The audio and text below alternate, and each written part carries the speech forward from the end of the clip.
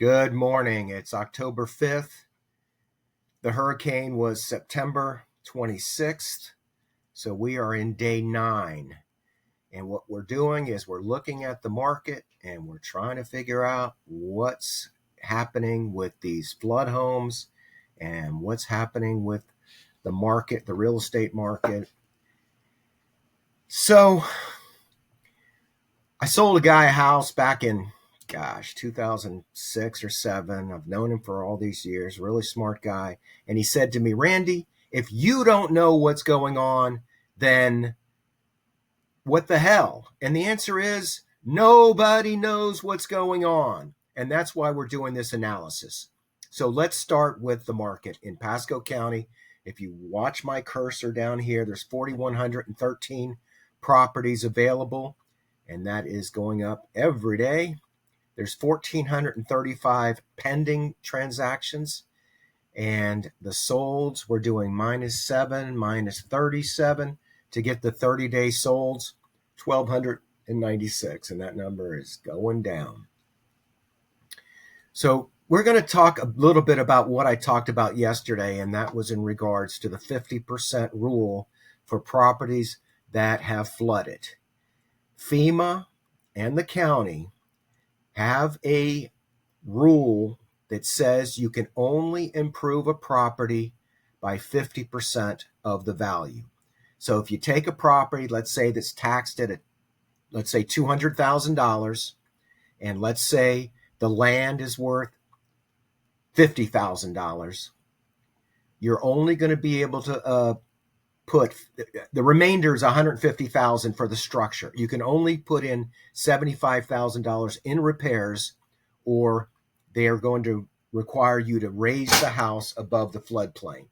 So basically, a home on the water that was flooded, like a mobile home, that might only have $50,000 in tax assessed value for the structure, they're only going to allow you to spend $25,000.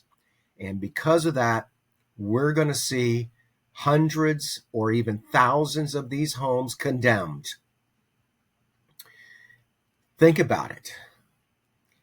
Anyone doing a transaction right now risks FEMA coming in and condemning the property, or the county coming in and condemning the property based on FEMA rules.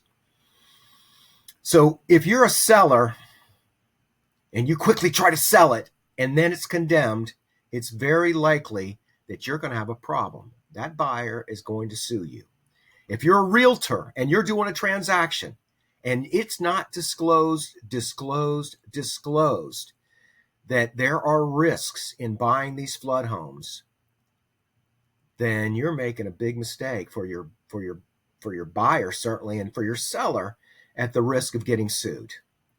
So we've been talking about the homes that got listed as flood homes.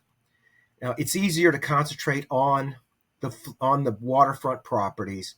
We're looking at waterfront properties that we know got flooded. I don't know if that's good English, but anyway. Amulet, $130,000, been on the market for 14 days. This is the second floor. You disclose the ground floor got flooded. This one is on the third floor, didn't flood. All right, here's the first home that flooded, and it says, room measurements are not accurate due to storm damage. That's their attempt to disclose in the listing. Now, likely it'll be disclosed in the property disclosure. And if it's not, it's a real problem, because there's a law that says you must disclose to the buyer if the home has ever flooded. Amulet is on the second floor. All right, Vista Del Mar. This has been listed for 81 days, and it says nothing about the fact that it flooded. And this is no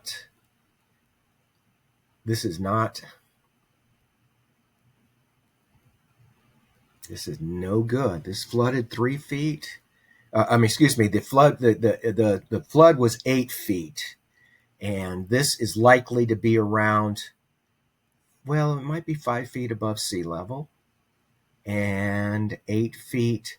So Is it possible it didn't flood? I guess it is possible it didn't flood.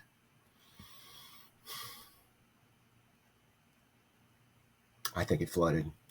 This one here, look how low it is. This is Vista Del Mar as well. Yeah, this is not, there's no disclosure in here that this home flooded. Vista Del Mar flooded. Okay.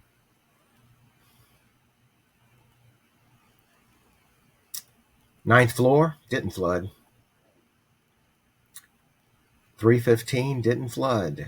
Well, nothing in Sand Pebble flooded because the garage is downstairs. So nothing in Sand Pebble flooded. Sand Pebble's problems are the windows, and Sand Pebble has got some problems, but I guess everything does, and everybody has problems. All right, so I'm going to go up.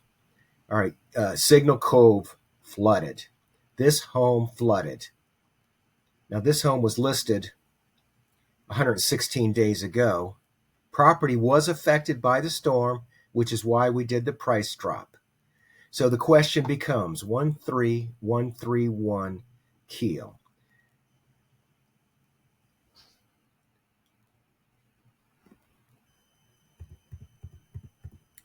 So we're going to use this as a teaching moment. Any property that you're considering, you must go to the Pasco, PA site and look it up. This one is tax assessed at $199,000. The land is $81,000. So the building is assessed at $116,000, which means that you can only spend $58,000 on the rehab. If they determine that the rehab is higher than $58,000, the county could come in here and condemn it. This is a 1960s home with 460 square feet. All right, so let's go ahead and continue this as a learning opportunity, a teaching opportunity. So, oh wow, what a great lot. Okay, this is a really great lot. It'll make a nice home for the for a stilt home, which is likely the future for a lot of these homes. These are mobile homes on the water. They flooded, and it's likely that there will be hundreds, if not thousands, of mobile homes on the water that will be condemned. But making this a teaching moment, this button right here says layer list. What we want to do is we want to come down here. Just for your information, there are drop down opportunities here. If you're looking for the sinkholes, this is the button for sinkholes. But the button for FEMA codes is called land form. And what we're going to do is we're going to look. Now, it says AE here, and our subject property is right here. So what we're going to do is we're going to zoom in to get the topography. So, wow, look at that. It still says AE. No, we got to get in a little bit tighter. Oh, it says it's 12 feet. This is 10 feet. This is 8 feet. It just seems unlikely that this one is 4 feet higher than that one, and this one's 5 feet. It's a mystery. I don't buy it. I think these are all pretty much on the same level. So it's 5 to 12 feet. The surge was 8 feet. Now, a lot of homes in on Highway 19, you look at Highway 19. How did Highway 19 flood if the water didn't go over 19? And I'm going to show you how that happened. And I know I'm jumping around here, but thankfully nobody watches, or not very many people watch my videos. So it's not that my content on this video is so critical. So if you come down here to, this is the Cody River. It's called the Pithla Chascody, the Cody River for short.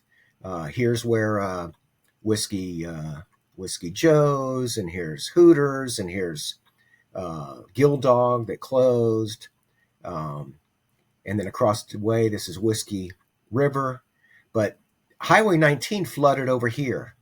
Did the water go over 19, or did the river flood from the back? And the answer is, heck, it probably did both. But certainly the back flooded first before the river, and on this side it flooded terribly, and on this side it flooded very badly. An 8-foot storm surge on the river means that it's likely that all these houses on the river had 4 and 5 feet of water inside. And just so you know, I live right here on the river, and I was watching it. And if you find my Facebook page, you can see my videos of the water rising. Anyway, so we're at $225,000. If you know me, you know I'm fairly investor oriented, and so we're not going to go up too high on the prices. This is a condo. Here's another one. Third floors, did not flood. All right, Claudia, investor special. $250,000 was listed yesterday, and we're looking for something that says it flooded. And the answer is more pictures can be provided. So let's just see what the pictures look like. All right, so they didn't cover it up.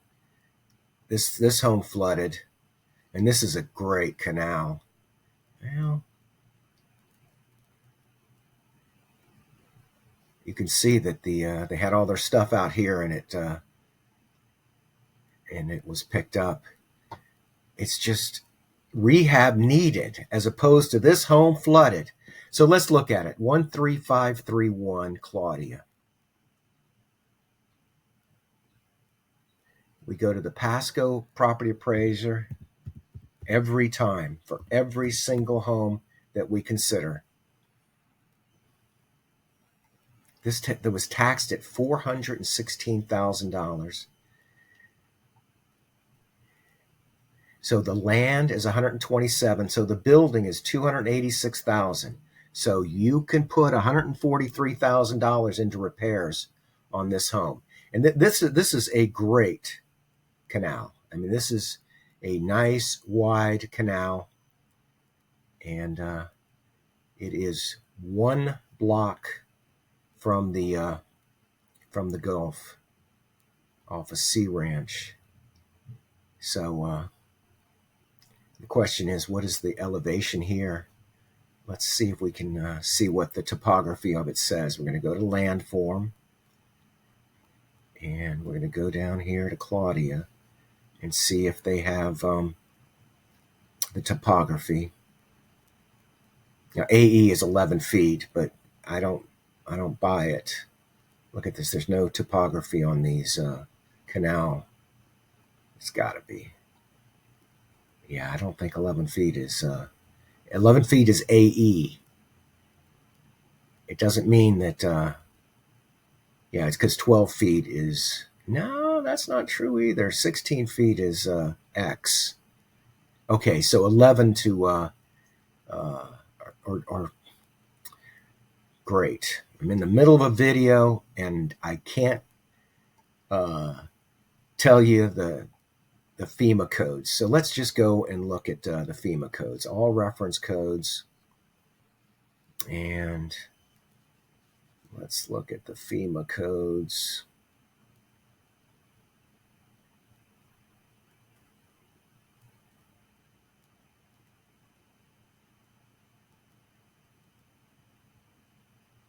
Which are not under reference codes. So let's see. All reference codes. All right, now you have a reason to watch for tomorrow because there it is, FEMA updates. Let's see what this says.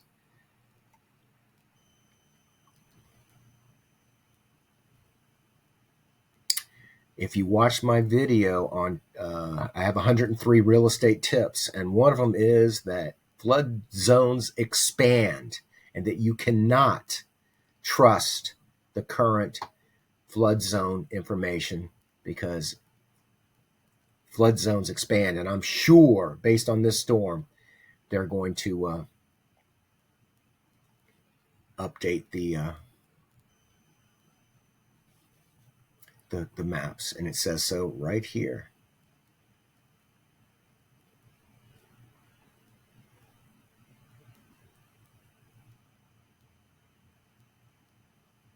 So I'd love to get the definition of AE and X. Change your flood zone designation. Well, we could spend a lot of time. In fact, I'll do a video on this at some time in the future. What I really want to do is I want to go over here to the pendings, because we know Cocoa was the first home to be listed as a flood home. And since it's not showing up as on the, it's not showing up here either. It was listed for $175,000 and we don't see it. All right, so let's look at these.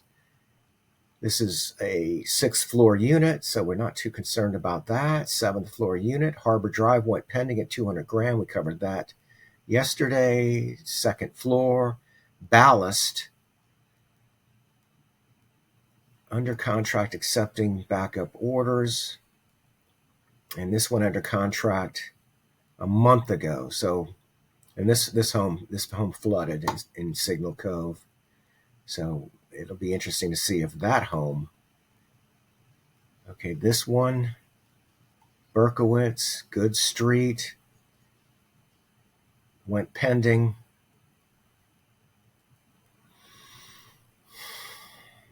After the storm.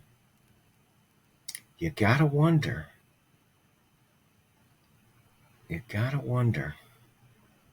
Who was buying this property that flooded 3 or 4 feet inside the home, putting it under contract after the storm?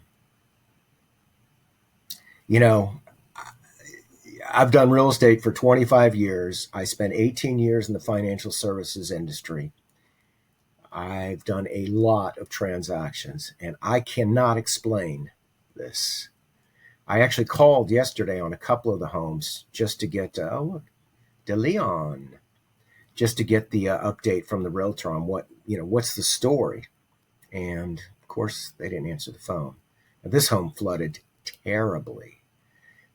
This one's not a mobile. It is a mobile home here, but this part down here is on the level of the land. This went under contract on 4 days. So this one was back in August. The question is, there's just no way that this person's going to continue with this transaction for $275,000. You can go buy a block home that flooded, although this is a pretty exceptional lot. The problem with this is that the access to the Gulf is challenging. Let me show you. Okay, you have to go out this canal here. And so it's depending on your depth of your boat, there's some tidal considerations. As bad as or challenging as this is, it's nowhere near as bad as this water right here. These houses on Driftwood have to come around the front, and there's no water right there. So if you're looking at buying waterfront on Driftwood, you don't want to buy on this side of Driftwood. This side of Driftwood's fine. So the question is, will people be buying waterfront homes? And let's look at cancels and withdrawals, but not that far back. Let's go back 9 days for the waterfront properties. 45 properties. I wonder if Cocoa is in here, because no. Saltwater flooded, Flicker flooded, Coxswain flooded, Francis flooded, Garnett, depending on what floor. No, that's a house. Judy. The one-story houses all flooded on this list. Harbor Isle, oh my gosh, great neighborhood. Hatteras, Michelle, Gulf Harbor, Florimore Terrace flooded. Those houses were worth $400,000. I'll bet you can't get. Actually, I don't even want to make price predictions. I was a stockbroker for 18 years and learned not to make price predictions. Well, Cocoa is missing. C-O-C-O. Where did it go? Pasco.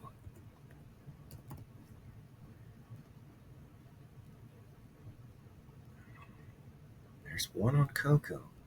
And there it is, $200,000. The question is, why didn't it come up? While it recently experienced flood damage, its prime location and potential for restoration make it an exceptional value. All right, so let's take a look at this. 948 square feet. We're at 13735. 13735. 13735. Cocoa. You know, it's interesting that it didn't come up on that list of waterfront homes. So this one has a tax assessed value on the building of $209,000. So you could spend $105,000 on this. Look at this. The reason it didn't come up because it's not being disclosed.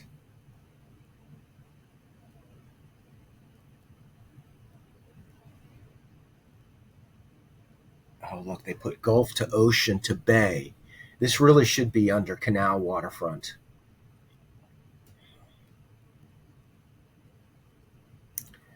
So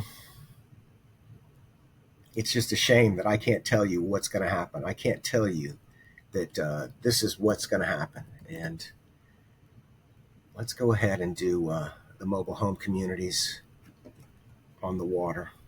Or actually, let's not even do that. Let's do the ones in the flood zones, because it's very likely that we're going to see hundreds of these mobile home communities. All right, Van Doren flooded. $40,000. New appliances. That house was underwater. Edgewater. Edgewater Gardens. Oh my God, did that flood? Okay, yeah, that got crushed. This if this one is not condemned, I will be very surprised. Oak Ridge, Cody River. You know, I haven't gone down and looked at this neighborhood is inland. There's no way this didn't flood, though. I mean, that river flooded dramatically, but this is a little bit higher. This mobile, okay, Louisiana. I mean, Rio, Lafayette, Oak Ridge, Louisiana. There it is. So I don't know. I'll go look. Yeah, Cody River Mobile Home Park. Zephyr Hills did not flood. I say it didn't flood. It didn't flood from storm surge. It may very well. Griffin Park did not flood. This is in a flood zone, but it may have flooded, but it didn't flood from storm surge. And that's really what I want to concentrate on, the storm surge properties. If it flooded because of freshwater flooding, I don't know that they'll be condemning those. Zephyr Hills, flood zones, but not storm surge properties. Shady Cove and Buena Vista. Now, Buena Vista did not flood, but they have this one as a, and I say Buena Vista did not flood. This is Lake Connolly. Lake Connolly did not flood. Buena Vista's right here, and it did not flood. All right, look, I'm getting busy. Let's have a good day, and we'll talk to you soon. Have a great day. Bye now.